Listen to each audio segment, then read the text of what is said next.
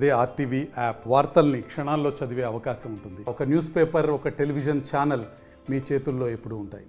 MLC Naveen Reddy గారు ఉన్నారు. CBI ఎంక్వైరీకి సంబంధించిన అంశంపైన రెస్పాండ్ అవ్వడానికి ముఖ్యమంత్రి నిన్న అర్ధరాత్రి సభలో ఓపెన్గా కేంద్రంకి అప్పజెప్పుతున్నాము, సిబిఐకి అప్పజెప్తా ఉన్నాం కేసును. మేము చేస్తే కావాలని కక్షపూరితంగా చేస్తామనేటువంటి ఒక బదనాం చేసే అవకాశం ఉంది కాబట్టి కేంద్రాన్ని సిబిఐకి అప్పచెప్తున్నాం అనేటువంటి స్టేట్మెంట్ చేశారు. ఎట్లా ఏం చేయబోతా ఉంది బీఆర్ఎస్ నవీన్ రెడ్డి గారు? ఇప్పుడున్న పరిస్థితుల్లో మీరు చూస్తూ ఉన్నారు, కాంగ్రెస్ బీజేపీ ఒకటి అనడానికి పూర్తి నిదర్శనమే రేవంత్ రెడ్డి గారి మాటలు. ఎందుకంటే సిబిఐ వద్దు అనేది రాహుల్ గాంధీ గారిని అంటారు, సిబిఐ వద్దు అని చెప్పి ఇక్కడ రేవంత్ రెడ్డి గారు అంటారు. అంటే ద్వంద్వ నీతి.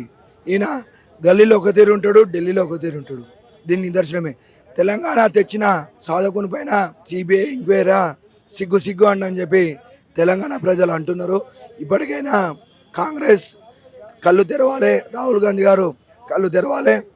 ఎందుకంటే ఇక్కడ ఉన్న ముఖ్యమంత్రి చంద్రబాబు గారి డైరెక్షన్లో, రాహుల్ గాంధీ గారి డైరెక్షన్లో పనిచేస్తున్నారు తప్పించి ఆయనకు వేరే ప్రజల పట్టింపులు లేవు. ఈరోజు యూరియా కొరతలు ఉన్నాయి, గుంతల రోడ్లు ఉన్నాయి. అంటే చాలా వర్షాల వల్ల ప్రజలు ఇబ్బందులు పాలవుతారు.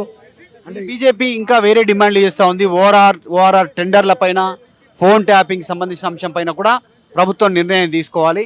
ఈ అంశానికి సంబంధించి కాళేశ్వరం వెంటనే లేఖ రాయాలనేటువంటిది బండి సంజయ్ కేంద్ర మంత్రి కొద్దిసేపటి కింద ట్వీట్ చేశారు. మీరైతే చూస్తూనే ఉన్నారు, అసలు సిబిఐ ఎవరు సంస్థ అని చెప్పి ఇంతకుముందు రాహుల్ గాంధీ గారు మాట్లాడారు. మళ్ళీ ఈరోజు సిబిఐ ఎంక్వైరీ ఎందుకు అని చెప్పి రాహుల్ గాంధీని, రేవంత్ రెడ్డిని అడగవలసిన బాధ్యత కాంగ్రెస్ గవర్నమెంట్ది. ముఖ్యంగా బండి సంజయ్ గారు, ఇక్కడ ఉన్న కేంద్ర మంత్రులు, వీళ్ళందరికీ ఇక్కడ కాంగ్రెస్ తోటి దోస్తూనే ఉంటుంది, కేంద్రంలో మాత్రం కుస్తీ ఉంటుంది. దానికి పూర్తి నిదర్శనమే ఈ సిబిఐ ఎంక్వైరీ. ఏం చేయబోతా ఉంది బీఆర్ఎస్ నెక్స్ట్ క్షేత్రంలో? ఖచ్చితంగా ప్రజాక్షేత్రంలో పోరాడుతుంది.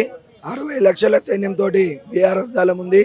మేము కేసీఆర్ గారి పైన కానీ, కేటీఆర్ పైన కానీ, హరీష్ రావు గారి పైన కానీ ఇక వాళ్ళనియం.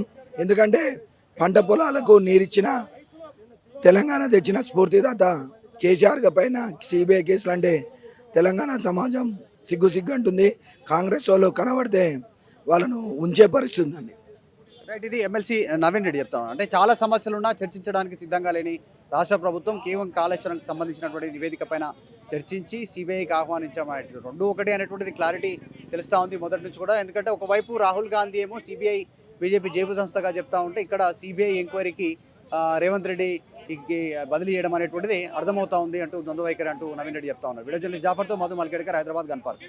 తెలుగులో న్యూస్ కి ఫాస్టెస్ట్ యాప్ ఇప్పుడు టోటల్లీ న్యూ అవతార్లో.